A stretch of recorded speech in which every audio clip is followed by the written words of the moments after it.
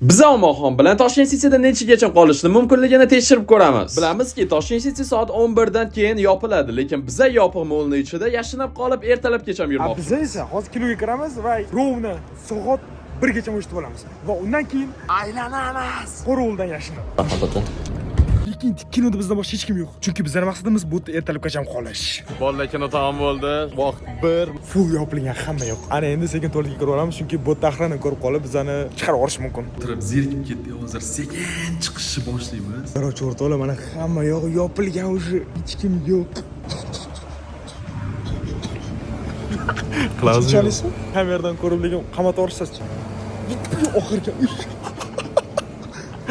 O'rtoqlar, orqamda faqatgina qorovullar, shuning uchun ham o'ylashim bo'yicha biz bu ko'baylana olmaymiz. Ya'ni bizani hozir chiqarib yuborishadi.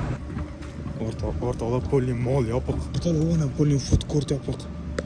Hamma yoq yopiq. Bu video bilan hech kim bunaqa qilishga targ'ib qilmoqchi emasmiz. Mana to'g'ri mana naklarning yopiqlari. Rebook ochiq ekan. Rebook kirsa-chi. O'rtoqlar, bu yopiq City Mall soat nechida? 3:13. Mana qarang, hamma narsa yopiq edi, mana hammasi yopiq. Ana Rolls Royce o'tirsa-chi. Eng qiziq oldimizda juda qimmatli Rolls Royce turibdi.